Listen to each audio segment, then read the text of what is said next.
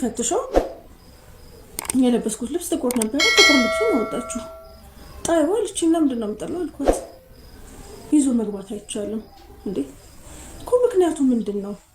እኔ ከስራ ነው የመጣሁት፣ ልብሴን ቀይሬ ነው የመጣሁት።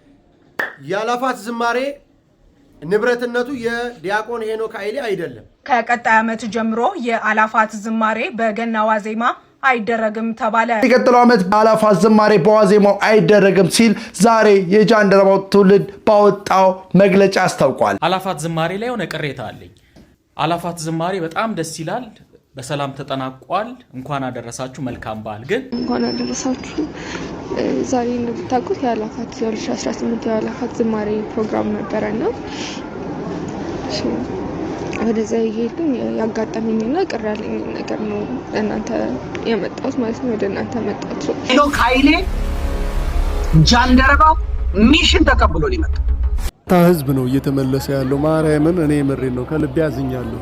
ምን ተፈጠረ? ሰዎች የሚሮጡት አላፋት ዝማሬ ላይ ለመታደም እንግዲህ አንዳንድ ሰዎች እንደዚህ እየሮጡ የሚያሳይ ምስሎች የተለቀቁ ይገኛሉ። ሰላም ቤተሰቦቼ እንዴት ናችሁ? እኔ ደህና ነኝ እግዚአብሔር ይመስገን። ለእናንተም በያላችሁበት የዓለም ዳርቻ የእግዚአብሔር ሰላም ይስፈንላችሁ። ዛሬም አዳዲስ ቪዲዮዎችን ወደ እናንተ ይዤላችሁ መጥቻለሁ። ከአንድ ቀን በፊት ማለትም ከትላንት ወዲያ የአላፋት ዝማሬ በኢትዮጵያ ኦርቶዶክስ ተዋሕዶ ቤተክርስቲያን ማለትም በመስቀል አደባባይ ጃንደረባው ትውልድና ሌሎች ማህበረተኞች ባዘጋጁት ምክንያት በመስቀል አደባባይ ትልቅ የነበረ ፕሮግራም እንደተዘጋጀ በዓለም መነጋገሪያ የሆነበት ጉዳይ አለ። በዛ የአላፋት ዝማሬ ውስጥ ምንድነው እየተፈጠረ ያለው አብረን የምናይ ይሆናል። ካሁን በፊት ከነዘመዴ በጣም ጭቅጭቅ ክርክር ያነሱበት ጉዳይ ነበር። እነ ዲያቆን ሄኖክ ኃይሌን የተቃወሙበት ሁኔታዎች ነበሩ። በተለይ ከዘመዴ ጋር የነበራቸው ግብግብ በጣም እየበረደ አልነበረም። ስለዚህ ከትላንት ወዲያ በአላፋት ዝማሬ ላይ ምንድነው የተፈጠረው አብረን የምናይ ይሆናል። ጫፍ ላይ ያሳዩዋችሁ ቪዲዮ ሐሳባችን እየሰጠን የምናያቸው ቪዲዮዎች ናቸው። ሌላው ቪዲዮ የአላፋት ዝማሬ ካሁን በኋላ በሚመጣው ዓመት ማለትም 2019 2020 ያለ ሲቀጥል ከክርስቶስ ልደት በፊት ባለው ቀን በፊት ማለትም የዋዜማ ማለት ነው። ከክርስቶስ ልደት በፊት ያለው ዋዜማ አለ። ከዛ ዋዜማ ብሎ ወይንም የክርስቶስ ልደት ከመድረሱ ከሁለት ቀን በፊት ነው መከበር ያለበት የሚባል አዳዲስ መረጃዎች ይወጡ ይገኛሉ። ማን ያወጣው ይሄን መረጃ? ጃንደረባው ትውልድ ነው እንግዲህ በድረገጻቸው ላይ ጽፈዋል ማለት ነው። እሱን ሐሳብ እየሰጠን እናያለን። በአላፋት ዝማሬ ላይ የተፈጠረ ያለው ችግር ዘመዴ የተናገረው ነገር ትክክል ነው ብለን እኛም እንድንገመግም ትክክል ነው ብለን እንድንወስን ያደረገን ሁኔታ አለ። እነዚህ ቪዲዮዎች አብረን የምናያቸው ቪዲዮዎች ናቸው የሚሆኑት። በነገራችን ላይ ረዘም ያሉ ቪዲዮዎች ናቸው። ሐሳባቸውን እየሰጡ ቲክቶክ ላይ ያሉ ሰዎች አሉ። እንዲሁም በውስጥ የተላከልኝ ቪዲዮን ጭምር አለ። ትላንት አላፋት ዝማሬ ላይ የደረሰባቸውን አደጋ በተመለከተ ማለት ነው። ስለዚህ ይሄ ነገር የእውነት የኢትዮጵያ ኦርቶዶክስ ተዋሕዶ ቤተክርስቲያን እንደዚህ አይነት አስተምሮ አላት ወይስ የላትም? ትፈቅዳለች ወይስ አይፈቅድም? እዛ አላፋት ዝማሬ ላይ መሳተፍ የሚፈልጉ ሰዎች ወይንም ያን አላፋት ዝማሬ አብረን ከህዝቡ ጋር ክርስቶስን በዝማሬ እናመሰግናለን ብለው ጓጉተው የነበሩ ሰዎች ለምንድን ነው ወደ ቤታቸው በግዳጅ እንዲመለስ የተደረጉት? አብረን የምናይ ይሆናል። ከእናንተ የሚጠበቀው ሚዲያውን ሰብስክራይብ ማድረግ፣ ቪዲዮዎችን ደግሞ ሼር እያደረጋችሁ ለብዙ ሰዎች ማድረስ ብቻ ነው። ወደ መጀመሪያ ቪዲዮ እንሰዳችሁ። ሰብስክራይብ ምንድን ነው የማታደርጉት? ለምንድን ነው የማታደርጉት? አሁን ማርጉ። ህዝብ ነው እየተመለሰ ያለው። ማርያምን እኔ ምሬን ነው ከልቤ ያዝኛለሁ። ምክንያቱም ሰው ከላይ ነጭ ለብሶ ከስር ጥቁር ለብሶ የሚመጣ አለ እና ይሄ ከሆነ ከፖለቲካ ጋር ከምናምን ያው ሰሞኑን ሶሻል ሚዲያው ላይ ወደዚህ ሲሉ ከነበሩ አንዳንድ መረጃዎች ጋር ተያይዞ ጥቁር የለበሰ ሰው እንዳታስገቡ ተብሎ መመሪያ ተሰጥቷቸዋል ፍተሻ አካላት። በቃ ከላይም ሆነ ከስርም ሆነ ውስጥ ያለው ቁምጣ ገልጠው ማየት ነው የቀራቸው። ጥቁር ነው ነጭ ነው። በነገራችን ላይ ይሄ ህዝብ የሚሮጠው ሁላ አብዛኞቹ ጋር እንደ መረጃ ሆኖ ወይንም አብዛኞቹ ጋር እውነት ነው ተብሎ የደረሳቸው ነገር ወደ አላፋት ዝማሬ እየሮጡ ወይንም የአላፋት ዝማሬ ላይ ሰው ይበዛል በማለት ለሰልፍ የሚሮጡ ነው ተብሎ ነው መረጃ እየደረሰ ያለው ማለት ነው። ነገሩ ግን እንዴት ነው? ከታች የለበሱትን አይታችሁት ሊሆን ይችላል። ለዚህ በዝርዝሩ በደንብ የምናወራበት ቀጣይ ቪዲዮዎችም አሉ። የቀጣዩን ቪዲዮዎች ደግሞ አይተን በደንብ ሐሳባችን እንሰጣለን። ከታች የለበሱትን ወይንም ከወገባቸው በታች እየሮጡ ያሉ ሰዎቹ የለበሱትን ነገር ብቻ በደንብ ትኩር ብላችሁ ይሉኝ ማለት ከላይ ነጭ ለብሰዋል፣ ከታች ከሱሪያቸው አካባቢ ወይንም ጫማቸው ሊሆን ይችላል ብቻ ጥቁር አድርገዋል። ለምንድን ነው እየሮጡ ያሉት? አብረን ሐሳብ እንሰጣለን። ቀጣይ ቪዲዮ ላሳያችሁ። እንኳን አደረሳችሁ። ዛሬ እንደምታውቁት የአላፋት 2018 የአላፋት ዝማሬ ፕሮግራም ነበረና ወደዛ ይሄድኩኝ ያጋጠመኝና ቅር ያለኝ ነገር ነው ለእናንተ የመጣሁት ማለት ነው። ወደ እናንተ መጣሁት። ምንድነው ኖርማሊ አርፍጄ የመጣሁት ሰዓት 12 ሰዓት ምናምን ነገር 12 ሰዓት ተኩል ምናምን ስደርስ ኡራኤል ማለት ነው። ከዛ ሁለት ፍተሻ ነው አይገስ ያለው ነው። ባምቢስ ጋር ያለሁ የመጀመሪያ ፍተሻ ነበርና እንደምታዩት ልብስ ጃኬት የለበስኩት ብላክ ነገር ጃኬት የለበስኩትና ፖሊሷ እየፈተሻችን ጥቁር ጃኬት አይቻልም ምናምን ነገር አለችና ለቀልድ ነበር የወሰድኩት። ኧረ አይቻልም የምርሽ ነው ምናምን ነገር ብያት ትክክል በቃ ችግር የለውም ግን ሸፍኝ ምናምን ነገር አለችኝ በነጠላሽ ኦኬሽ ምናምን ብያት አለፍኩኝ። ከዛ ሁለተኛው ፍተሻ ነበረ ማለት ትክክል ነው እንኳን አላውቅም ግን ብቻ ሊደርስ አካባቢ ሁለተኛ ፍተሻ ነበረና ከዛ ሴቶች አሉ ወንዶች በዛ በኩል ምናምን ነገር ብለው ለዩና እየተፈተሽን ነበር። ከዛ እየፈተሽን ነበረ ምንድነው ማድረግ ምንድነው ይሄኛውን አውልቀዋል ጃኬቱን አውልቀዋል እኔ ብርድ አልችልም አልኳቸው። ደግሞ ምምሪ ነው በጣም ትልቅ ነው ምንድነው በጣም ኃይለኛ ነፋስ ነው ያለው አልችልም ምናምን ነገር ብዬ ለዛም ነው ደግሞ ለብሼ የወጣሁት ማለት ነው።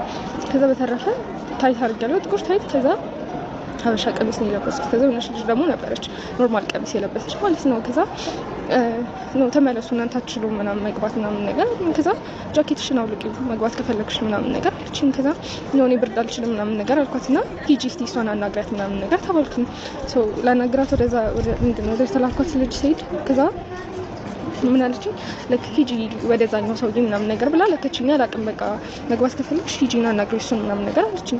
ከዛ ሰውዬው ፌደራሉ ሰብስቦ የሆነ ሰው ሲያስገባ ሳይ በቃ እሱ ይሆናል ምናምን ብዬ ሂጅ አናገርኩት። ከዛ ችግር ምናምን ነገር ጃኬት ምናምን ነው አትገቢም አሉኝና ብርድ አልችልም ምናምን ከዛ ደግሞ እንደተባለም አላውቅም ነበረ ምናምን አልኩኝ። ከዛ ልክ ማይንዱ እያስረዳሁት ነው ማለት ነው። ፌደራሉ ሰው አስቆመና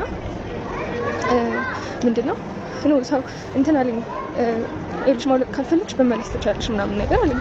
ከዛ ኧረ በፈጣሪ እዚህ ድረስ መተን እንዴት ይሆናል ምናምን ነገር በጣም ፖላይት ሆነ ወይ ያዋራሁት ያለው ማለት ነው። ከዛ ሰው ሰበስበን እስቲ ቁሙ እንኳን አደረሳችሁ ምናምን ነገር አላቸው። ከዛ ማይንድ እኔ በጣም ተናድጃለሁ ቆሜያለሁ ማለት ነው ለማለት እየጠበቅኩ ነው። ከዛ እንኳን አደረሳችሁ ምናምን እስቲ እቺታችንን እያት እንደዚህ እና ወደዚህ ምናምን እና ወደዚህ ቀርበበ ምናምን ነገር ከዛ እሺ ችግር የለውም ቀርባልኩኝ ምናምን ከዛ እቺታችን እኛ ነጭ የለበሱትና አስገቡን የተባልነው እና እሷ ደግሞ ምንድነው ጃኬት ጥቁር ጃኬት እንደምታውቅ ጥቁር ጃኬት ጥቁር ታይት ለብሳ እና እንደምታውቅ ጥቁር ጃኬት ጥቁር ታይት ለብሳ መጣች እና አሁን አውልቂው ስትባል ብርድ ይመታኛል አለች። እስቲ ፍረዷት ምንድነው ማድረግ ያለብን ምናምን ነገር ከዛ ምን ይባል ለክ ዝም አሉት በቃ እናንተ ሂዱ ምናምን ተመለሽ አንቺ ምናምን ነገር ማውለቅ ካልፈለግሽ ተመለሽ ማለት በጣም ለማናገር ሞከርኩኝና ከዛ በቃ ነገርኩሽ ምናምን ነገር አለኝ። እሺ ምናምን ሌላ ነገር እንደከተለኝሽ ምናምን ነገር አልኩት።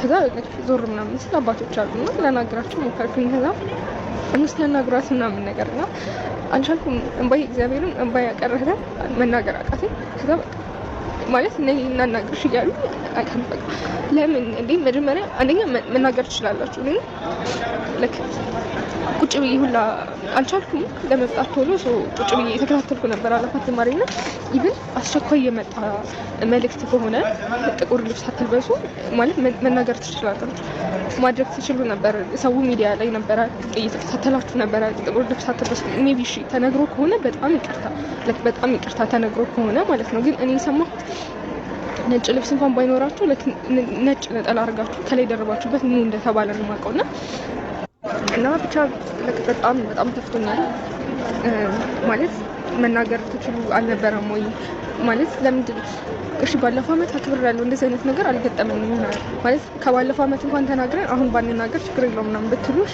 ችግር የለውም ግን አልተነገረኝም። እኔ ማለት አላየሁም ባለፈው አመትም እንደዚህ አይነት ነገር በቃ እንደውም እኔ ጠይቁኛል ብዬ ሁሉ የፈራሁት መታወቂያ ምናምን በቃ መታወቂያ ነበር የፈራሁት መታወቂያ ይዤ አልወጣሁም እና እሱ ነበር የፈራሁት በልብስ እመለሳለሁ ብዬ አላሰብኩም ነበረና እያየሁ ነበረ ወንዶቹም ሴቶቹም ጥቁር ምናምን የለበሱ ሲመለሱ ምናምን እና ደግሞ ልክ ከድምፁ አቅራቢያ የሚመስለን ሲሰማ መዝሙሩ እንዴት ማለት እንደሚከብድ አልገባችሁም ማለት ቢራሩልኝ ብዬ ማለት ነው ቆም ያለው ልክ የ30 ደቂቃ ምናምን ነገር ቆም ያለው ልክ ዞር ብዬ እስከረጋጋ ድረስ ብዬ ቆም ያለው ግን ማለት እኔ በቃ ችግር የለውም ግቢ ምናምን ሲልም እንደፈለገ ይፈትሹ ችግር የለውም ግን የታመም ሰው ይኖራል ለቅሶ ላይ ሀዘን ላይ ያለ ሰው ይኖራል ማለት ለምን እሺ ወይ ምክንያቱ ቢነገረን እንደዚህ ነው ምናምን ግን እኔ ምክንያቱም ፌደራል ውስጥ ጠይቀው ነጭ የለበሰ ሰው አስገባን ተባልኩት ነው ያለው። ይሄ አይደለም አላማው አይደለም ማለት እሺ ለክ በጣም አዝናለሁ እና ምንም ደግሞ ይሄ አስተያየት ምናምን የሚሰጥበት ምናምን ቦታ የለምና ለዛ ነው እኔ እንደዚህ ቲክቶክ ላይ ፊልም እየቀረጽኩ ያለው። ልክ አይደለም። እውነት ለመናገር ለካጋጠማችሁ ሰዎች ኮሜንት ላይ ጻፉ። እንደምን አላውቅም እና ይሄ ነገር ለቀጣይ ዓመት ይስተካከል ብዬ የምናገረው ነገር ነው። ሰዎች ሌላው ቪዲዮ ይሄንን ይመስላል። እህታችን እያለቀሰች ያለችው ከትላንት ወዲያ በተካሄደው በኢትዮጵያ ኦርቶዶክስ ተዋሕዶ ቤተክርስቲያን ማለትም በመስቀል አደባባይ የአእላፋት ዝማሬ በሚል ፕሮግራም የጃንደረባው ትውልድና ሌሎች ማህበረተኞች አንድ ላይ በመሆን በተዘጋጀው ፕሮግራም ላይ ባለመገኘቷና ባለመሳተፏ ነው ደም እያነባች ያለችው ማለት ነው። እዛ ቦታ ላይ ለመሄድ ጓጉታለች። እዛ ቦታ ላይ ሄዳ አብራ ከህዝበ ምእመኑ ጋር ክርስቶስን በዝማሬ ማመስገን ፈልጋለች። አብራ ድባቡን አብራ መካፈል ፈልጋለች። ነገር ግን አንድ ነገር እዛ ቦታ ውስጥ እንዳትገባ እጅና እጇንና እግርና እግሯን ያሰራት ነገር አለ። ያሰራት ነገር ምንድነው? ወይ የያዘችው ልብስ ነው ወይንም እዛ የሚጠብቁት አካሎች ናቸው የያዟት። ለዛ ነው ዘመዴ ትክክል ነው፣ ዘመዴ እየተቃወመ ያለው ነገር ትክክል ነው፣ ነዳቆን ሄኖክ ኃይሌ የሚለፈልፉት ስህተት ነው እያልን ያለ ነው። በነገራችን ላይ ለዛ ነው እዛ እሷ ራሷ ወይ እዛ የሚፈትሹ ሰዎች ያሏትን ነገር ነው ሚዲያ ላይ ወጣ እየተናገረች ያለችው። ነጭ ከለበሱ ሰዎች ይልቅ ማንም ሰው እንዳይገባ ብለውናል፣ ስለዚህ እናንተን አናስገባም። እነሱ የተባሉት ነው። መጀመሪያ ላይ ያያችሁት ቪዲዮ አይታችሁት ከሆነ እየተባረሩ ያሉ ሰዎች ናቸው እንጂ ወደ አእላፋት ዝማሬ ለመሰለፍ አእላፋት ዝማሬ ሰው ስለሚበዛ ወደ ውስጥ ለመግባት ለመሰለፍ እየሮጡ ያሉ ሰዎች አይደሉም። ወደ ቤታቸው እናንተ እዚህ ምንም አታደርጉም ተብለው ሆይ ያሉ እየጨፈሩ እኛም ተመለስን ክርስቶስን ማመስገን አልቻልንም በዝማሬ ብለው በእልህ ወደ ቤታቸው እየሮጡ እየተመለሱ ያሉ ሰዎች ናቸው። እቺ ልጅ የተናገረችው ምንድነው? ብርድ ስለሆነ ይሄን 2 ቀን 3 ቀን እንግዲህ አብዛኞቻችሁ ታውቃላችሁ፣ በጣም ንፋስና ብርድ አለ። ለዚህ ንፋስና ብርድ መከላከያ የሆናት ዘንድ ጃኬት ይዛለች። የያዘችው ጃኬት ደግሞ ጥቁር ጃኬት አይደለም። አይታችሁት ውልብ ሲል አይታችሁት ከሆነ ጥቁር ጃኬት አይደለም የያዘችው። ሰሞኑን ምን የሚል መነጋገር ያወጣል? በኢትዮጵያ ኦርቶዶክስ ተዋሕዶ ቤተክርስቲያን ማለትም በኦሮሚያ ክልል ማለትም በአርሲ ላይ ኦርቶዶክሳውያን እየተጨፈጨፉ ስለሆነ አንገታቸው ላይ ማህተም ያደረጉ ኦርቶዶክሳውያኖች እየተገደሉ እየታረዱ እየተጨፈጨፉ ስለሆነ በማህተማቸው ቦታ ሰይፍ እየተደቀነባቸው ስለሆነ ስለዚህ አእላፋት ዝማሬ ፕሮግራም መዘጋጀቱን ማንም ሰው አይቃወምም። ክርስቶስን በዝማሬ አታመስግኑ ማንም አይልም። አይዘመር አይቀደስ ትምህርት አይማሩ ማንም የሚልም። ግን እዚህ አእላፋት ዝማሬ ላይ እነዛን የሞቱ ወገኖቻችን ጥቁር በመልበስ እናስባቸው የሚል ፕሮግራም ወጥቶ ነበረ። በዚህም ጉዳይ በጣም ብዙ መነጋገሪያ ሆኖ ነበር፣ ጭቅጭቅ ሆኖ ነበር። ለምን ጥቁር ተለብሶ ለምንድን ነው የማይዘመረው? ጥቁር ተለብሶ ለምንድን ነው የማይጸለየው? ጥቁር ተለብሶ ለምንድን ነው ቤተክርስቲያን የማይገባው? ለምንድን ነው የማይገለገለው? አሁን ያለ ኢትዮጵያ ኦርቶዶክስ ተዋሕዶ ቤተክርስቲያን ያለችበት ጊዜ የሀዘን ጊዜ ነው። ጥቁር የምትለብሰበት ጊዜ ነው አይደለም? አሁን ኦርቶዶክሳውያን እየታረዱ አይደለም እየተጨፈጨፉ እኮ ያኔ የሊቃነ ጳጳሳት የወንበር ሽሚያ ጊዜ ጥቁር ለብሰናል፣ ቤተክርስቲያንም ጥቁር አስለብሰናል። ወደ ዋናው ጉዳያችን ስንመለስ እቺ ልጅ የያዘችው ጃኬት ወደ ውስጥ ማስገባት አልቻለም። ጃኬቷን መጣል አልቻለችም፣ ልብሷ ነው። ወደ ውስጥ መግባት አልቻለችም። ወደ ውስጥ ማገባበት ምክንያት ነው ጃኬቷን ስለያዘች ነው። ጃኬቷን የያዘችው እሷ ተንኮል አስባ አይደለም። ማታ ብርድ ይመጣል፣ ለዛ ለብርድ መከላከያ የሆናት ዘንድ ነው። ሰዎች እንደ ተንኮል የሚታሰብ ከሆነ ቀጣይ ቪዲዮ አሳያችኋለሁ። በነገራችን ላይ አሁን እዚች ላይ ነው የምንወራው። ቀጣይ ደግሞ አለ ልብሱ ያስወለቋት ማለት ነው። ወደ እሷ ጉዳይ ስንመጣ ሰዎች ተንኮል የሚያስቡ ከሆነ ነጭ ልብስ ለብሶ መግባት እኮ ይቻላል። ነጭ ልብስ ለብሶ መግባት ይቻላል። ከልብሱ አይደለም። ነጭ ለብሳችሁ ኑ ክርስቶስን እንዘምር፣ ክርስቶስ ነጭ ልበሱና ኑ አመስግኑኝ አላለም።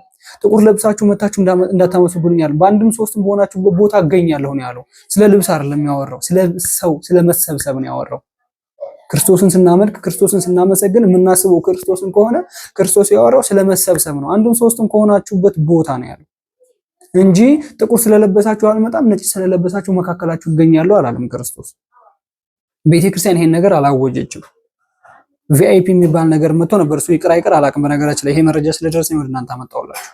ስለዚህ እነዚህ የሚፈትሹ ሰዎች ምንም አይነት ነጭ ልብስ ከለበሰ ሰው ውጪ ወደ ውስጥ እንዳይገቡ ተብሏል። ይቺ ልጅ የምታለቅሰው በዛ ምክንያት ነው። ጃኬት ይዛለች፣ ጃኬቷን መጣል አልቻለችም። ጃኬቷን ክብሪት ለኩሳ ካቃጠለች መግባት ትችላለች ማለት ነው። እዛ ቆሻሻ ውስጥ የምትጥል ከሆነ መግባት ትችላለች ማለት ነው። ስለዚህ ያን ልብስ ስለለበሰች ግን መግባት አትችልም። ለምን? ቤተክርስቲያን እንደዚህ ሌላ አይነት ልብስ አትልበሱ ለብሳችሁ እኔ ጋር አትምጡ ብላለች እንዴ? እኔ አላውቅም። ክርስቶስ እንደነገርኳችሁ ስለመሰብሰብ ነው እንጂ ያወራው ስለ ልብስ አይደለም። ልብስ ጥቁር ስለለበሳችሁ እናንተ መካከል አልገኝም አይደለም ያለው። ነጭ ስለለበሳችሁ እገኛለሁ አይደለም ያለው። አንድም ሶስትም በሆናችሁበት ቦታ ብቻ እሱን ካመሰገናችሁ እገኛለሁ ነው ያለው አይደል? ስለዚህ አእላፋት ዝማሬ ላይ ሌላ ልብስ መከልከል ምን አይነት አጀንዳ ነው?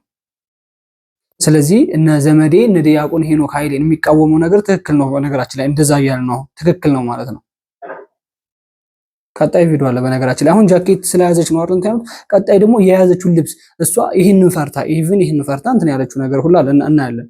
ስለዚህ በቤተ ክርስቲያን ጉዳይ ቤተ ክርስቲያኒቷ የግል ነች እንዴ ወይስ ተቋም ነች ወይንም አምልኮ ቦታ ነች ብለን እንድንጠራጠር ሁላ የተደረግንበት ያለው ጊዜ ላይ ነው ያለነው። በነገራችን ላይ አሁን አንድ ሰው ማዘዝ የለበትም በቤተ ክርስቲያን ጉዳይ። እነዚህ ሰዎች እኮ ልብስ የሌለው እኮ አለ በነገራችን ላይ ነጭ ልብስ የሌለው አለ። እኔ የለኝም አሁን ለምሳሌ ነጭ ልብስ እኮ የሌለው እኮ አለ። ትናንትና እኮ እኛ ስላለበስን እኮ ተመልሰናል እኮ ትናንትና እኛ ስላለበስን። በነገራችን ላይ ቲክቶክ ሶሻል ሚዲያ ላይ አልሄድኩም መስቀል አደባባይ ምናምን ነገር በየሰራው እንጂ ሄጃለሁኝ። ስላለበስን ግን ተመልሰናል። ሶ አይታችሁ ከሆነ መኪና የነዳው ቪዲዮ ሰርቼ ነበር ቲክቶክ ላይ። ይሄን ነው የለበስኩት፣ ይሄን ልብስ ነው ለብሼ ሄድኩት። ሶ መግባት አይቻልም ተብያለሁ፣ ተመልሻለሁ። አንድ ጓደኛ አንድ ዩቲዩበር ጓደኛዬ ተመልሷል። ለምን? ጥቁር ስለለበሰ። ስለዚህ ይሄ ነገር የእውነት የቤተክርስቲያን ሕግና ስርዓት ነው ወይ? የእውነት እኛ የምናመልከው ክርስቶስ ይሄን ነገር ይወደዋል ወይ?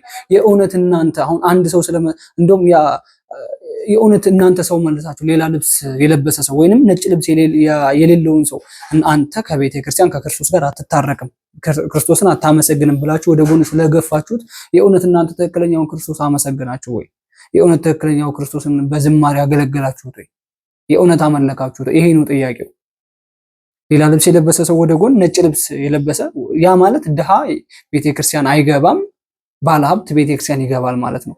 ሶ ነጭ ልብስ ውድ ሊሆን ይችላል እንዴ? ስንት ወጣቶች እኮ አሉ መግዛት የማይችሉ ነጭ ልብስ። ግን ይሄ ፕሮግራም እስከሚደርስላቸው ድረስ የናፈቁ ሰዎች ብዙ ሰዎች አሉ። ለነሱ መልስ ማን የሚሰጣቸው? መልስ የለም።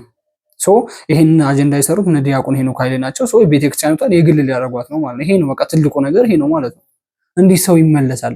እንዴት ሰው ቤተክርስቲያን እዛ አላፋት ዝማሬ ላይ አንተ አትገባም ተብሎ እንዴት ይመለሳል? ክርስቶስን ለማመስገን መጥቶ እንዴት ይመለሳል?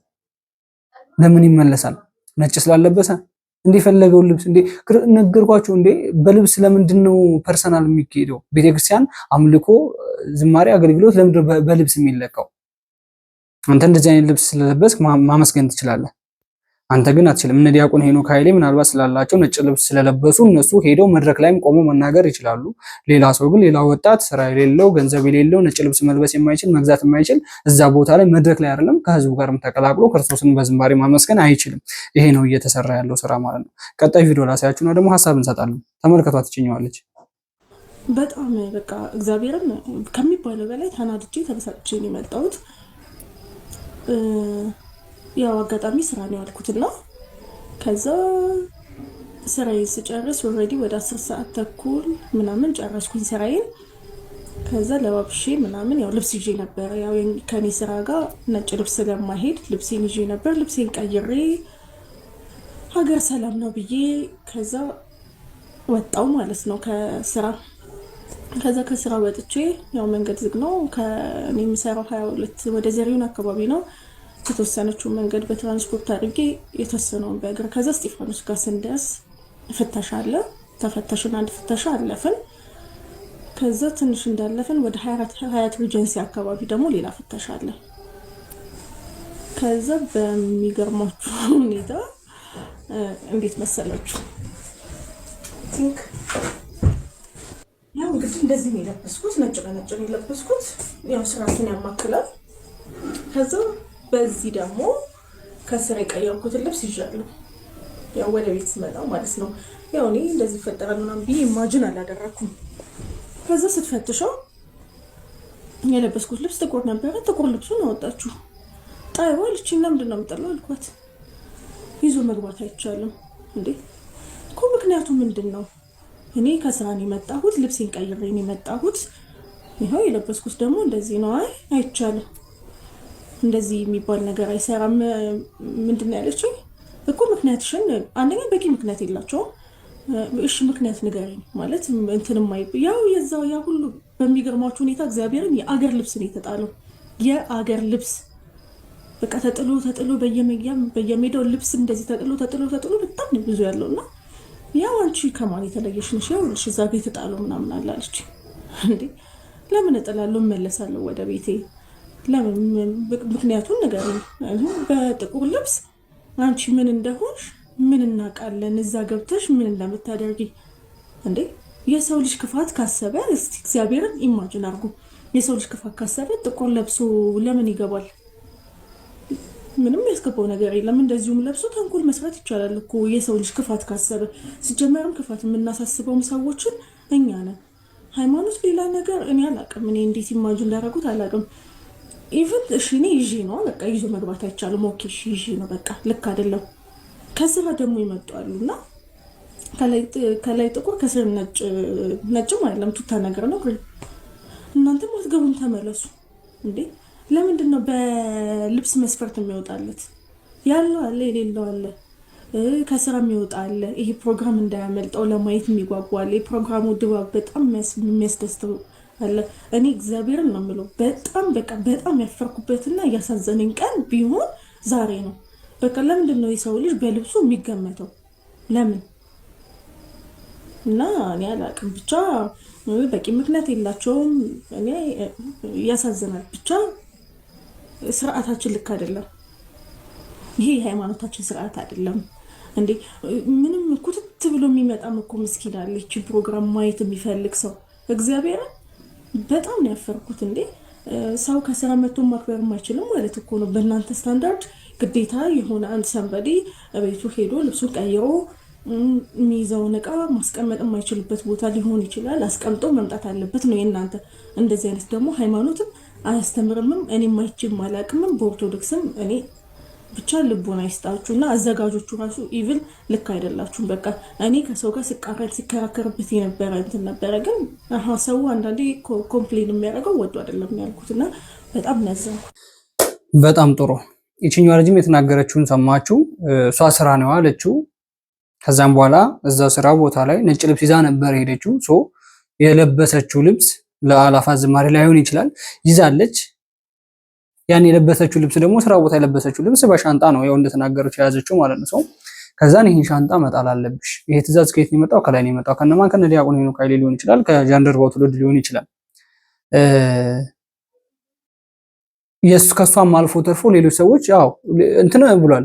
ጥቁር ቲሸርት የለበሰ ሰው መግባት ከፈለግ ካወልቅ ያየነው ነገር ስለሆነ በአይናችን ያየነው ነገር ስለሆነ ነው። በነገራችን ላይ በአይናችን ጥቁር ቲሸርት ለብሶ መግባት ከፈለግ አውልቅና ግባ፣ መግባት ካልፈለግ ሂድ የተባለ አካል አለ። ከነዛ መካከል አንደኞቹ እና ግማሹ እኛ ስለሆነን ማለት ነው። እኔና ጓደኞች ስለሆነ ትንሽዬ እዚች ጋር ጥቁር ነገር የነበረች ይሄን ነገር ገንጥ እየተባለች አለች። ከውስጥ ይሄ የሴቶች ጡት ማስይዙበት ጥቁር ነገር አለ አይደል? ጥቁር የጡት ማስያዣ ያን ነገር አውልቂ ብሎ ካላውለቅሽ አትገቢም ተብላ ያወለቀች አለች። ይሄ ነው፣ ይሄ ፈተና ነው እየደረሰ ያለው። ስለዚህ እኛ ራሱ ግራ ገብቶናል በጣም በማንኛው ህግ እንደሆነ። ቤተክርስቲያን እኮ የራሱ ህግና ስርዓት እኮ አላት። አሁን ሊቃነ ጳጳሶች ይሄን ነገር ሲያዩ የእውነት ህዝቡ ቢጠይቃቸው ምን አይነት መልስ ነው የምትመልሱት? ዲያቆን ሄኖክ ኃይሌ እንደዚህ አይነት ጥያቄ ህዝቡ ቢጠይቀው ለነገሩ መልስ አልሰጠም እስካሁን። ግን ምን አይነት መልስ ነው የሚሰጠው? ለህዝቡ ምን ብሎ ሊያስተባብል ነው? ለሚወደውና ለሚያከብረው ህዝብ ምን አይነት መልስ ነው የሚመልሰው? ጥቁር መነዝር ለምንድን ነው ያጠለቀ የተባለ? ጥቁር ኮፍያ ጭንቅላቱ ላይ ለፀሐይ መከላከያ የሚሆን ኮፍያ እኮ ነው ያጠለቀ ሰው አውልቆ የተባለ አካል አለ። ጫማ አይቻልም። ጥቁር ጫማ ሙሉ ነጭ በነጭ ማድረግ አለበት። ሱሪ አትችልም። ይኸው መጀመሪያ ላይ ሲባረሩ እንዳያችሁት። ስለዚህ እዚህ ፕሮግራም ላይ ማንም የሚታደመው ባለሀብት ወይንም ቪአይፒ መግባት የሚችል ወይንም ትኬት 20 ሺህ ምናምን መቁረጥ የሚችል ሰው ሊሆን ይችላል ማለት ነው። ደግሞ ቀጣይ ለሚመጣው ሰው እዛ ቦታ ላይ በጣም ብዙ ልብስ ነው የተጣለው። ማለቴ እዛ ፕሮግራም ላይ መታደም የሚፈልጉ ሰዎች ክርስቶስን በዝማሬ ማገልገል የሚፈልጉ የኛ ልብሳችን ይቅርብን እያሉ የኛ ልብሳችን ይቅር፣ ይሄን ልብስ ነገ እናገኘዋለን ጨርቅ ነው፣ ግን ክርስቶስን እዚህ ድረስ መተን ክርስቶስን በዝማሬ ሳናመሰግንማ አንመለስም ብለው ይሄ ነገር ከላይ በመጣ ከነ ዲያቆን ሄኖክ ኃይሌ በመጣ መዘዝ በመጣ አማካኝነት ህዝቡ ልብሱን እየጣለ ስንት ውድ ልብስ የለበሰ ሊኖር ይችላል። ችግሮት የገዛ ሰው ሊኖር ይችላል። ለሐዘን ጊዜ ገዝቶት ያስቀመጠው ሊሆን ይችላል። ምናልባት ሐዘን ላይ ያለ ሰውም እኮ ይኖራል እኮ። አላፋት ዝማሬ ላይ እኮ ባዘነ ጊዜ ሐዘን ላይ ሆኖ እኮ ሄዶ ክርስቶስን ብቻ በዝማሬ ብጽናና ብሎ ጥቁር ለብሶ የሚሄድ ሰው ሊኖር ይችላል። ያን ሁሉ ላይ የተረዱ አይደለም። ብቻ ጥቁር መልበስ አትችልም፣ ነጭ ነው ለብሰህ። ከየት ነው ትእዛዙ የመጣው ሲባል ከላይ ነው። ከየት ነው ከላይ ማለት ከቤተ ክርስቲያን። ከየት? ከጃንደረባው ትውልድ እየተጮኸ እኮ ያለው ትናንትና አርሲ የተገደሉት ኦርቶዶክሳውያኖች እኮ ነጭ በነጭ ለብሰው መስቀል አደባባይ ላይ ቆሞ ክርስቶስን በዝማሬ ማገልገል እኮ አቅቷቸው እኮ አይደለም። ሰው ምናልባት ይሄ ጥያቄ ሲጠየቁ እንደው እየጸለይንላቸው ነው ሊባል ይችላል። ነው እንደዚህ አይነት ጸሎት የለም። ድምጽ ካልሆናቸው ቢያንስ አንተ ውስጥ ባይታይ በውጭ በምትለብሰው ልብስ ለነሱ ሀዘን ላይ እንደሆንክ ማሳየት ግድ ነው። እየጮህን ያለነው እኮ ስለሞቱት ኦርቶዶክሳውያን እኮ ነው። እየጮህን ያለነው እኮ ቀጣይ ስለሚመጣው እኮ ነው። አሁን የሚመጣው ማን ላይ? እኔ ላይ ይምጣ፣ አንተ ላይ ከሌላ ላይ ምናምን ቀጣይ የሚታወቅ ነገር ነው የሚሆነው። በአይን የሚታይ ነገር ስለሆነ ማለት ነው፣ የሚዳሰስ ነገር ስለሆነ። ስለዚህ ይሄ ነገር አግባብ ነው ወይ? ጭራሽ አግባብ አይደለም። አላፋት ዝማሬ የኢትዮጵያ ኦርቶዶክስ ተዋሕዶ ቤተክርስቲያን እምነት ተከታዮች ሆኑም አልሆኑም አላፋት ዝማሬ ላይ መሳተፍ የሚፈልጉ እዛ መተው ክርስቶስን በዝማሬ ማገልገል የሚፈልግ ሰው ማንኛውም ሰው ክርስቶስን በዝማሬ ማመስገን የሚችልበት ፕሮግራም ነው እንጂ በልብስ የሚመዘንበት በልብስ የሚለካበት ፕሮግራም አይደለም። ይሄን ለብሳልና አትገባም የሚባልበት አይደለም። ቤተክርስቲያን እንደዚህ አይነት ህግና ስርዓት የላትም። በነገራችን ላይ ቴሌግራም ላይ አንድ ነገር ተጽፎ አይቻለሁ። የአላፋት ዝማሬ ፕሮግራም እዛ ከተዘጋጀ ቤተክርስቲያኒቷ ግን ባዶ ቀረች። ለምን? ህዝቡ እንዳለ ሙልጭ ብሎ ሄዷል። ቄሶች፣ አገልጋይ ካህናቶች፣ የእነሱ ተራ የሆነ ተረኞች ማለት ነው ቤተክርስቲያን ውስጥ ገብተዋል። የቀደሱ ነው፣ ጸሎት እያደረጉ ነው። ቤተክርስቲያን ግን ምንም አይነት ሰው የለም፣ እርጭ ብሏል ማለት ነው። እርጭ ዜሮ ጠጥቷል ቤተክርስቲያን። የት ነው ህዝቡ ያለው? አላፋት ዝማሬ። ከዛም በኋላ ስብከት የለም፣ ትምህርት የለም። ከዛን ሁሉም ወደ የራሱ ፕሮግራም ነው ሄደው። ጭፈራ ቤት መግባት የሚፈልግ ጭፈራ ቤት። ለምን? ይሄ ከትምህርት ጉድለት ነው። በነገራችን ላይ መሰበክ ካለበት በደንብ መሰበክ አለበት። በስክሪን ብቻ እንደዚህ አድርጎ መዝሙር መዘመር ብቻ እኮ በቂ እኮ አይደለም። ህዝቡ እኮ መዝሙር አይደለም የቸገረው። ስንት ዘማሪያኖች አሉ፣ ስንት ግጥም አለ፣ ስንት ዜማ አለ፣ ስንት በጣም ልብን የሚመስጡ መዝሙሮች አሉ። ህዝቡ መዝሙር አይደለም የቸገረው፣ ትምህርት። ህይወቱ እንዴት ነው የሚቀየረው? እንዴት ነው የሚስተካከለው? እንዴት ነው ከሱስ የሚወጣው? እንዴት ነው በቃ መጥፎ ነገር ውስጥ ካለ ሰው እንዴት ነው ወደ መልካም የሚቀየረው? ያ ነው ለህዝቡ የቸገረው። ይሄ 2 ሰዓት የ3 ሰዓት መዝሙር ለህዝቡ አይደለም የቸገረው። ነፍ መዝሙር መክፈት ይችላል። ጃንደረባው ትውልድ ላይ እዚያ መስቀል አደባባይ ላይ የተዘመረ መዝሙር ጃንደረባው ትውልድ ላይ ያለ መዝሙር ነው። ከዛም አልፎ ተርፎ መዝሙሮች ተመርጠው እነዚህ መዝሙሮች አይሆኑም ለጃንደረባው ትውልድ። ይሄ መዝሙር ግን ይሆናል ለአላፋት ዝማሬ ተብሎ ከተመረጠም በኋላ እንደገና ጥቁር የለበሰ ደግሞ አትገባም። ነጭ የለበሰ ብቻ ገብቶ እዚህ ቦታ ላይ ማገልገልና መዘመር አብሮ ማመስገን ይችላል። ነጭ ካለበስክ፣ ጥቁር ካለበስክና ሌላ አይነት ከለር ብቻ በአጠቃላይ በቃ ነጭ ካለበስክ መግባት አትችልም። አረ ቤተክርስቲያን እንደዚህ አይነት ነገር አትፈቅድም። እንደዚህ አይነት ህግና ስርዓት ኦርቶዶክስ ውስጥ የለም። ኦርቶዶክስ ውስጥ ቤተክርስቲያናችንን አናሰድባት። እንመልከት ቀጣይ ቪዲዮ። እስኪ ዘመዴ ምንድነው ያለው? ያኔ ትክክል ነው ያልኩበት ምክንያት ይሄ ነው። ሄኖክ ኃይሌ ጃንደረባው ሚሽን ተቀብሎ ሊመጣ ይሄንን ያየ የአሜሪካ ሴናተር፣ ይሄንን ያየ የተባበሩት መንግስታት፣ ይሄንን ያየ የዓለም መንግስታት በኢትዮጵያ የእምነት ነፃነት የለም፣ በኢትዮጵያ ያሉት ክርስቲያኖች ይጨቆናሉ፣ በኢትዮጵያ ያሉ ኦርቶዶክሳውያን ይገደላሉ ቢባል ማን ነው የሚያምነው? ማንም አያምነው። እውነቱን ልንገር፣ ቦሌ መድኃኔዓለም ይሄ የምታየው መድረኩን አምጣልኝ፣ መድረኩን ሳብልኝ። ይሄ የምታየውን መድረክ አዳነች አቤቤ ናት የከፈለችው። የአዲስ አበባ አስተዳደር ነው የከፈለው። የሰሩት ፕሮቴስታንቶች ናቸው። መድረኩን ያቋቋሙት ፕሮቴስታንቶች ናቸው። ቶፕ ቪው ቀረጻ የሚካሄደው ለዓለም መንግስታት ነው። ክርስቲያኖች በተጨፈጨፉ ማግስት የሚመጣ ነው። እዚህ ላይ በኢትዮጵያ ውስጥ የኢትዮጵያ ሰንደቅ ዓላማ የለም፣ ተመልከቱ። የቤተ ክርስቲያኒቷ ሰንደቅ ዓላማ የለም፣ ተመልከቱ። ምክንያቱም አውደም ስቴጁን የሚሰሩት ሰዎች ኦርቶዶክሳውያን አይደሉም። ሌላ መኒ ላውንደሪንግ አለ። አሁን ሄኖክ ኃይሌ ቀሲስ ሳሙኤልንና ዘመድኩንን ሳልበቀል እንዳልሞት እያለ ነው የሚደርሱ። ከጎጃም የቅባት ባለሀብቶችና ከትግሬ የወያኔ ባለሀብቶች ጋር ሆነው የሚሰሩትን መኒ ላውንደሪንግ ልንገር። አሁን ለዚህ ዝግጅት ተብሎ የተዘጋጀውን አንድ ሰርተፊኬትና የመግቢያ ዋጋውን ላሳይ። የገቡት የጎጃም የቅባት ባለሀብቶችና የትግራይ ባለሀብቶች ናቸው። አንተ ቲኬቱን ላሳይ። የቅድሙ ቲኬት አጣ። ተመልከት። ጃንደረባው የሚመራኝ ሳይኖር ይህ እንዴት ይሆንልኛል አለው ይልና ይቀጥላል። ጌታችን ልደት በምስጋና የምናከብርበት የአላፋት ዝማሬ ዘንድሮ ከወትሮ በተለየ ለመጀመሪያ ጊዜ በመስቀል አደባባይ የሚደረግ ይሆናል።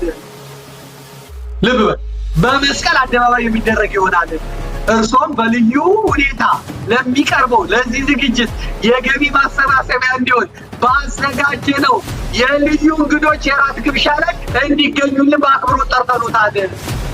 አገልግሎቱን ለመደገፍ የመግቢያ ዋጋ 20,000 ብር ነው። 20,000 ብር። ይሄ ብር አሩሲ ይሄዳል። ይሄ ብር ተፈናቅለው በየመጠለያ ቤቱ ለሚሄዱት አይደለም። ይሄ የኢትዮጵያ ምዕመናን ግጦ የግብረ መልሱን እንዳትሰጡ የሚያደርግ ይሄ ሊሰመርበት። ይሄ ቪዲዮ በነገራችን ላይ ዘመዴ ከተናገረ በኋላ በጣም የተራወጠ ነበረ፣ በጣም የተዘዋወረ ነበረ። ሚሽን ተቀብሎ ነው የመጣ የሚባል ነገር ሰው እኔም እንደዛ ያልኩት አይደለም። ሰው ሚሽን ተቀብሎ ነው የመጣው ያስባለው ነገር ቪላቲን ሄዶ ነበረ። ቪላቲን ሄዶ ደግሞ ከካቶሊክ ቤተ እምነት አስተዳዳሪዎች ጋር ወይንም ኃላፊዎች ጋር ሄዶ የተገናኘበት ጊዜ ነበር እናስታውሳለን። እዛ ሄዶ ምንድነው ይዞ የመጣው? እዛ ሄዶ ምን አይነት አጀንዳ ነው ይዞ የመጣው? እዛ ሄዶ ምን ተባብሎ ነው? ለምን የኢትዮጵያ ኦርቶዶክስ ተዋሕዶ ቤተክርስቲያን እዛ ድረስ ተልኮ ከካቶሊክ ቤተ እምነት አስተዳዳሪዎች ጋር ምን አይነት ስብሰባ ሊያደርግ ቻለ? ምን አይነት ልምድ ልውውጥ አደረገስ ነው የተባለው። ልምድ ልውውጥ ምን እንዳደረገ የሚታወቅ ነገር የለም። እዛ ሄዷል፣ ብቻ እነሱን አግኝቷል። ትምህርት ከሆነ ተማምሯል፣ ሌላም ነገር ከሆነ አድርገው መጥተዋል። ስለዚህ ትክክል ነው ያልነው ነገር በነገራችን ላይ በዚህ ጉዳይ ነው። ለምን እሱ ዘመዴ እየተናገረ ያለው ነገር ምንም ጠብ ሊል አልቻለም ነው። ምን መሬት የወደቀ ነገር የለም። ህዝቡ እንደውም ይሄን አላፋት ዝማሬ በጣም የሚወደውና የሚያከብረው በቃ እንዴ እዛ ቦታ ላይ ማንኛውም ሰው መግባት ይችላል። እንዴ ልብስ የሌለው እኮ ተብሎ መታሰብ እኮ አለበት። ገንዘብ የሌለው ተብሎ መታሰብ እኮ አለበት። ሁሉም ሰው እንደራሱ ነው የሚያስበው። እንደ ቤተ ክርስቲያን ሳይሆን ሁሉም ሰው እንደራሱ ነው የሚያስበው። በቃ ያ አለው የራሱን ነገር ኑሮ ነው የሚኖረው፣ ያ የለውም የራሱን ኑሮ ነው የሚኖረው። ያለው በቃ እንደኔ መኖር አለበት፣ እንደኔ ባለሀብት መሆን አለበት፣ ከኔ እኩል መልበስ አለበት። ከየት ያምጣ? ከሌለውስ? ጥያቄው እኮ እሱ እኮ ነው። ከሌለው ያላቸው ማጠው ራሱ በሻንጣ ይዘው ከስራ ቦታ እንደዛ ሲወጡ ከዛ ከሻንጣሽ ውስጥ ካልጣልሽ መግባት አትችይም እየተባሉ ጭምር ማለት ነው። ስለዚህ ዘመዴ የተናገሩት ነበር ካሁን በፊት። ግን አግባብ አይደለም። በቤተክርስቲያን ጉዳይ እንደዚህ አይነት ነገር መጨቃጨቅ እንደዚህ በጣም ነውር ነው። እኛ ራሱ እኔ አሁን የጮኩኝ ያለሁት እኛው ላይ ስለደረሰ ነው። በነገራችን ላይ እኔ ያለው አንድ ወዳጅ ያለ አንድ 4-5 ገደማ ነው። አንዱም ጥቁር ቲሸርት ነው የለበሰው። እኔም ይሄንን ነው የለበስኩት፣ እንደዚህ ነው የለበስኩት። ኢቭን ክርስቶስ ልደት ነው ብዬ በማሰብ አላፋት ዝማሬም ነው የለበስኩት። የባህል ልብስ ነው፣ ሌላ ነገር አይደለም። ይሄን ለብሰ መግባት አትችልም ወደ ቤት ኪር ነው የተባልኩት። ምንም ግርግርም አልፈጠርንም። ለምን የሰማነው ነገር ስለሆነ ነጭ ነው ለብሰው መምጣት ያለባቸው የተባለ ነገር ስለሆነ፣ ስለዚህ እኛ ቤተክርስቲያን ውስጥ እያገለገልን እኛ ቤተክርስቲያን ውስጥ እየኖርን እኛ የኦርቶዶክስ እምነት ተከታይ ሆነን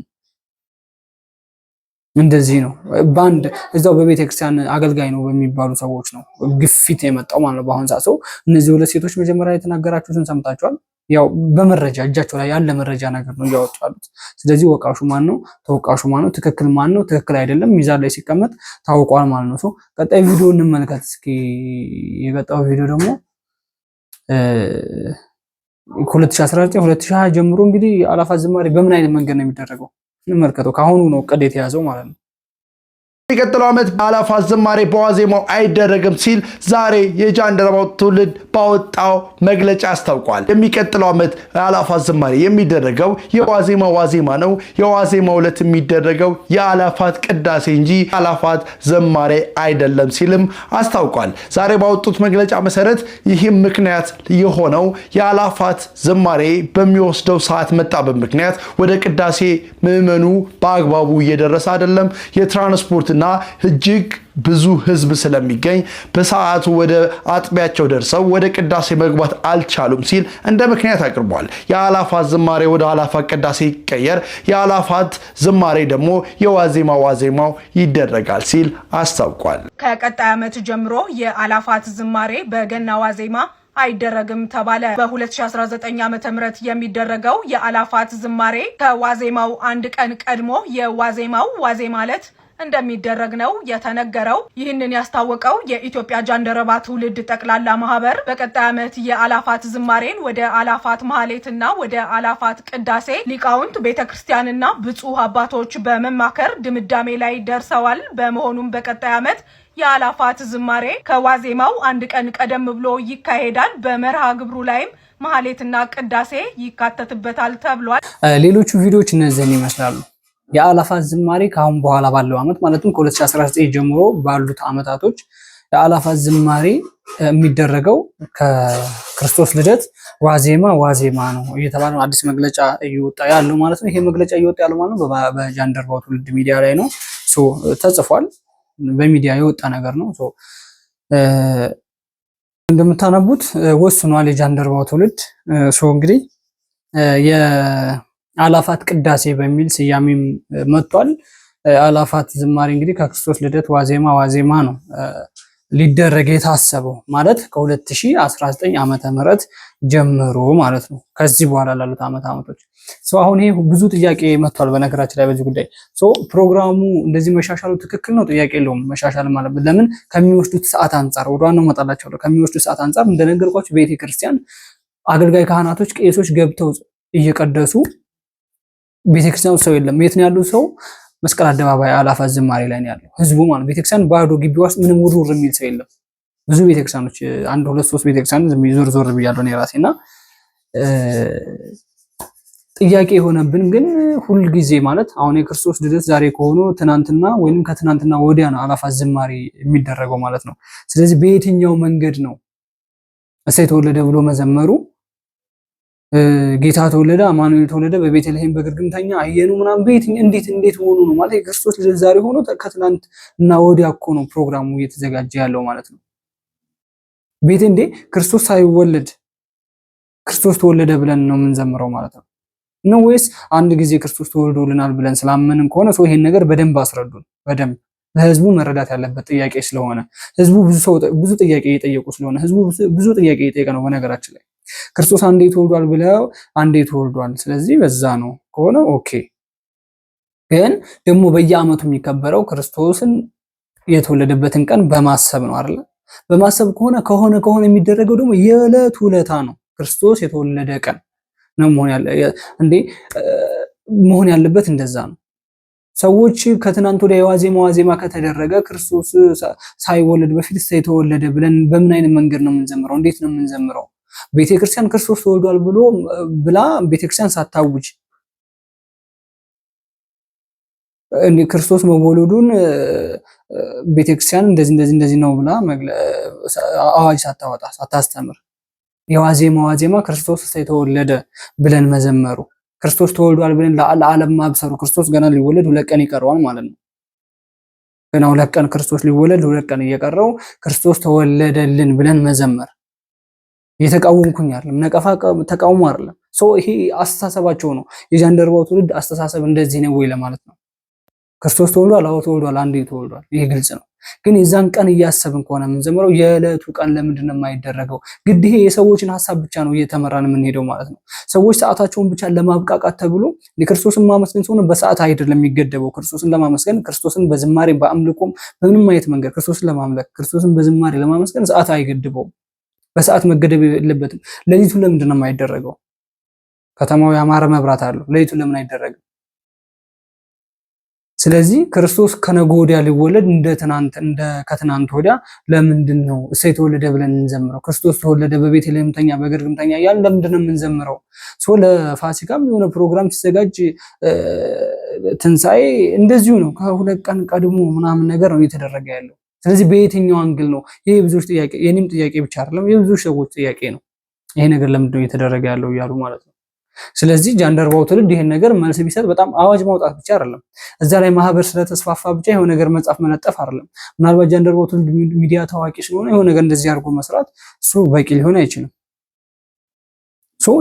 ጃንደረባው ትውልድ ይዞ የሚሄደው ይዞ የሚመራው ህዝብ ነው። ይዞ የሚመራው ህዝብ ነው የሚከተለው። እሱ ከፊት ይቅደም፣ ህዝብ ነው የሚከተለው። ለዛ ለህዝብ ግን አሳማኝ የሆነ ነገር ማቅረብ አለበት። ህዝቡ ተሰብስቦ እንደዚህ አይነት ጥያቄ ቢጠይቅ ምንድነው መልሱ? መልስ የለም ነው ወይስ መልስ አለ?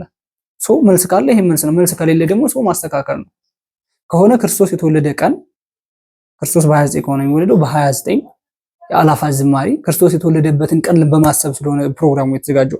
ካለበተዛማ በሁለት ቀን በፊት ለምን ከወር በፊት አይሆንም? ካለበተዛ ለምን ከወር በፊት አይዘጋጅም? ሰዓት እንዲኖር በደንብ ማለት ነው። ስለዚህ ይሄ ነገር በደንብ መስተካከል ያለበት ጉዳይ ነው። በነገራችን ላይ በደንብ መስተካከል አለበት። ፕሮግራም ተዘጋጅቶ ክርስቶስ ከመሰቀሉ በፊት ተሰቀለ ብለን እንዘምራለን። የሰዎች ጥያቄ ነው። ክርስቶስ ከማረጉ በፊት አረገልን ብለን እንዘምራለን። ይሄ ነገር ለምን ደግሞ አይስተካከለው? ቴሌግራም ላይ ነው፣ በቤተ ክርስቲያኖች አባቶች ነው የተጻፈው በነገራችን ላይ ይሄ ነገር። ስለዚህ በጣም ይሄ ነገር ትኩረት ብናደርግበት በጣም የተሻለ ይሆናል ብዬ አስባለሁ። ቀጣይ ቪዲዮ እንመልከት እስኪ። የአላፋት ዝማሬ ንብረትነቱ የዲያቆን ሄኖክ ኃይሌ አይደለም። ንብረትነቱ የኢትዮጵያ ኦርቶዶክስ ተዋሕዶ ቤተክርስቲያን ልጆቿ ዘማሪያን ያወጡት ዝማሬ ነው። ነገር ግን ብዙዎች በተለያየ ሶሻል ሚዲያ ላይ ያሉ ሊቃውንት በሶሻል ሚዲያ ላይ የኢትዮጵያ ኦርቶዶክስ ተዋሕዶ ቤተክርስቲያን አማኟ ልጆቿ ያሉበትን ጉዳይ ወቅታዊ ሁኔታ እያዩ እየተመለከቱ በኢትዮጵያ ኦርቶዶክስ ተዋሕዶ ቤተክርስቲያን ላይ እየተፈጸመ ያለውን በልጆቿ ላይ እየተፈጸመ ያለውን በደልና ችግር እያንጸባረቁ እያስተማሩ ያሉ ብዙ ሊቃውንቶች አሉ። እነዚህ ሊቃውንት አሁን ያለውን ነባሪያዊ ሁኔታ እየተናገሩ እየተነተኑ ያሉበት ሁኔታ ነው ያለው። ነገር ግን ከአላፋት ዝማሬ ጋር ተያይዞ የሚነሱ ጥያቄዎችን ራሱ ለዚህ ጉዳይ ፊት አውራሪ ሆኖ ይህንን አገልግሎት በቤተ ክርስቲያን ውስጥ እንዲገለገል መንገድ የከፈተው መንገድ የጠረገው ራሱ ባለቤቱ ዲያቆን ሄኖክ ኃይሌ መልስ ሊሰጥበት ይገባል። ሌሎች ጉዳዮችን በውስጥ ብናወራቸው በውስጥ ቢፈቱ መልካም ነው። ምክንያቱም ስፍር ቁጥር የሌላቸው የኢትዮጵያ ኦርቶዶክስ ተዋሕዶ ቤተክርስቲያን አማኝ ልጆቿ የተለያዩ ብሎገሮችን ለማየት ሞክሬያለሁ። ትዊተሮችን አይቻለሁ፣ ሶሻል ሚዲያ ፌስቡክ አይቻለሁ፣ ኢንስታግራም አይቻለሁ፣ ሌሎቹንም አይቻለሁ። በኮሜንት እየተጻፉ ያሉት ጉዳይ በዚህ ጉዳይ መልስ ስላልተሰጠበት ከውጭም ያሉ በዚህ ጉዳይ ላይ ትንታኔ እየሰጡ ያሉትን ነገር በመስማት ብዙዎቹ እየተወዛገቡ ይገኛሉ። እኔ ባለፈውም የሰጠሁት አንድ ነገር አለ። ይሄ አገልግሎት ከእግዚአብሔር ዘንድ ካልሆነ ምናልባት ከቤተ ክርስቲያንም ዘንድ ካልሆነ ለሌላ ዓላማ የተመሰረተ የዝማሬ አገልግሎት ከሆነ መጥፋቱ አይቀርም። ገማልያ እንዳለው ብዬ ባለፈው ተናግሬያለሁ። ከእግዚአብሔር ዘንድ ከሆነ ከቤተ ክርስቲያኒቷ ዘንድ ከሆነ ይሄ አገልግሎት አይጠፋ። ምክንያቱም የሚጠብቃት የማያንቀላፋው ንጉሷ ኢየሱስ ክርስቶስ ስለሆነ በቤተ ክርስቲያኖች ውስጥ ያለውን አገልግሎት እስካሁን ድረስ እንዳይጠፋ እግዚአብሔር በአባቶቻችን ላይ ጸጋም ምስጢር እያሳደረ እንዲቀጥል ያደረገው እግዚአብሔር ስላለ ማለት ነው። እሱን ይዘን ነው የምናገለግል። ነገር ግን የዘንድሮ የአላፋት ዝማሬ ከሌላው ጊዜ የሚለየው ራሱን የቻለ ነባራዊ ሁኔታ አለ። አንደኛ አሁን ላይ ያለው የኢትዮጵያ ኦርቶዶክስ ተዋሕዶ ቤተክርስቲያን የአማኞቿ የልጆቿ ጉዳይ በየቦታው የሚገደሉ በየቦታው ደማቸው የሚፈሰው አንገታቸው ላይ ማህተም ስላደረጉ ብቻ የኦርቶዶክስ አማኝ ክርስቲያኖች ስለሆኑ ብቻ እየተፈለጉ የሚገደሉበት ሁኔታ ስላለ ከጌታችን ከኢየሱስ ክርስቶስ ልደት ጋር ተያይዞ በዚህ በአላፋት ዝማሬ ላይ ዝማሬ ብቻ ከበሮ መጥቶ ከበሮ ጧፍ አብርቶ ከመለያየት ይልቅ ሁለት ነገሮች ቢደረግ፣ የመጀመሪያው ስብከት ቢሰጥበት፣ የስብከት አገልግሎት ቢኖር፣ ወቅቱን ያማከለ ስብከት ክርስቲያኑን ሊያጠና የሚችል ጥቡዓን ሊያጠብቅ የሚችል ስብከት ቢሰጥበት፣ ሁለተኛው ደግሞ ምህላ ተደርጎ ሟቾችን አስበን የህሊና ጸሎትና ፍታት ቢደረግላቸው መልካም ነው። በጣም ብዙ ሺህ ህዝብ ነው በአንድ ቦታ የሚገኘው። ከኢትዮጵያ ውጭም ሌላ ቦታም ይሄ ዝማሬ እንዲሁ እንደሚደረግ መግለጫዎች ተሰጥተዋል። አፍሪካ ውስጥ፣ አውሮፓ ውስጥ፣ ሌሎችም ቦታዎች ላይ እንደሚደረግ መግለጫዎች እየተሰጡ ነው። ስለዚህ ነገር ግን ሊቃውንት እየሰጡትን ያሉትን ነገር በኔጌቲቭ መልኩ አትመልከቱት፣ በነቀፌታ መልኩ አትመልከቱት። እርስ በራሳችን ተናንጸን አሁን ያለንበትን ችግር ወጥተን ተሻጋሪ ሐሳቦችን ይዘን አባቶቻችን ይችን ቤተክርስቲያን እንዳሻገሯት ሊያሻግር የሚችል ሐሳብና ጥበብ አፍልቀን ይሄንን ትውልድ ልናገለግለው ይገባል። ቤተክርስቲያንን ልናገለግላት ይገባል። ሌሎች ጉዳዮችን ግን የግል ጉዳዮችም ካሉ ሄኖክ ኃይል የሚጠየቅበት ካለ ዲያቆን ሄኖክ ኃይል የሚጠየቅበት ካለ እሱን በውስጥ መፍታትና መጨረስ ይቻላል ብዬ የማምን ነኝ።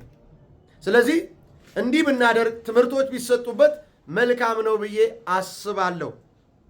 ስለዚህ እግዚአብሔር አምላክ ይህንን በጎ ነገር ወደ አንድ አሰመተን በአንድ አቅጣጫ ተወያይተን ለውጥ የምናመጣበትን ነገር እግዚአብሔር ሐሳቡን እንዲሰጠን የእሱ መልካም ፍቃድ ይሁን።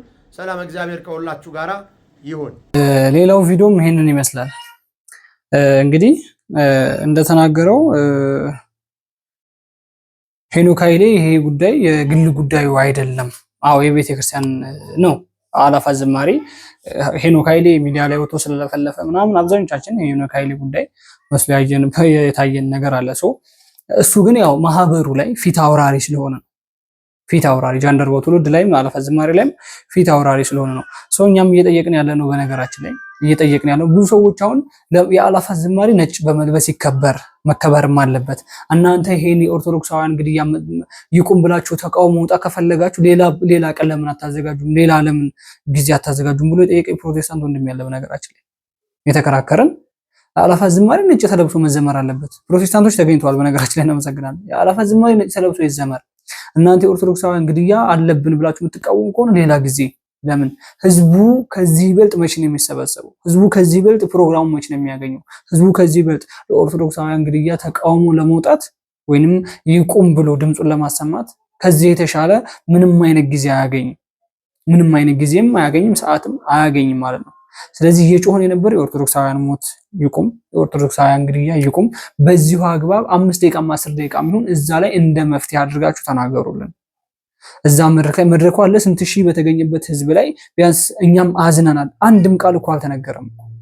ኦርቶዶክሳውያን ግድያ እኛም አዝነናል። እንግዲህ እግዚአብሔር ማራችሁ አልተባለም እኮ። ለምንድን ነው ያልተባለው? ምክንያቱ ምንድን ነው? ስለዚህ አይመለከታችሁም ማለት ነው። ዲያቆን ሄኖክ ኃይሌ የሆነ ጊዜ ጽሁፍ ጽፎ ነበረ። ይህን ጽሁፍ ቁጭ ብለህ የምታነበው እዛ አርሲ ስላልሆንክ ነው። ከዛም በኋላ ቆመ፣ ጠፋ። አይመለከተውም። ከዛ በኋላ ያቺ መነጋገሪያ ሆነች። ከዛም በኋላ ያቺን ቀየረና አላፋት ዝማሬ በዚህ ስም ማጥፋት አለብኝ ብሎ አላፋት ዝማሬ ድብልልቅ ብሎ በየሚዲያው እንዲሰራጭ አደረገ ማለት ነው። እኛ ቤተክርስቲያን አገልጋይ ሆነን እኛ ቤተክርስቲያን ውስጥ ተቀምጠን እየተቃወምን ያለ ነው ስለ ኦርቶዶክሳውያን ግድያ ነው። የኦርቶዶክሳውያን ግድያ ይቆምልን። ኦርቶዶክሳውያን እንደ ሄኖክ ኃይሌ እዛ ሄዱ እኮ እንትን ብሏል እኮ አገልግሏል እኮ አርሲ ላይ። ሌሎች ሊቃውንት ቤተክርስቲያኖች እየተቃወሙ የኦርቶዶክሳውያን ግድያ ይቆም እያሉ እየጮሁ ስለምንድን ነው የማይጮሁ? ሌሎች የቤተክርስቲያን አባቶች፣ ሊቃነ ጳጳሶች፣ ዘማሪያኖች፣ ሰባኪያኖች፣ መምህራኖች እየጮሁ እየተቃወሙ እያለቀሱ እሱ ለምን? ሌሎቹ እሱና እሱ መስሎች የእሱ ማህበርተኞች ለምን? ጃንደረባው ትውልድ ስለ ኦርቶዶክሳውያን ግድያ የጻፈው ነገር አለ እንዴ? አላስታውስም። ሚዲያ ላይ ለምን አያወጡም? የኦርቶዶክሳውያን ግድያ በቃ ማሳስቦናል ወይም እንደዚህ ነው ብሎ መግለጫ ለምን አወጣ? ለምን ዜና አልሰሩላቸውም? ዝም ነው። የለም ማህበረ ቅዱሳን ራሱ የለቀቀውን ቪዲዮ ዲቴል እንዲያጠፋ ነው የተደረገው። ለምን? ስለዚህ ስለ ቤተ ክርስቲያን ይኸውላችሁ ማህበረ ቅዱሳንም ቢሆን የሚመራው ግለሰብ ነው ማለት ነው። ብፁዕ አባት አቡነ ያሬድ ምናምን የሚባሉት እሳቸው ናቸው ያስጠፉት ነው የሚባለው። ለምን አጠፋ?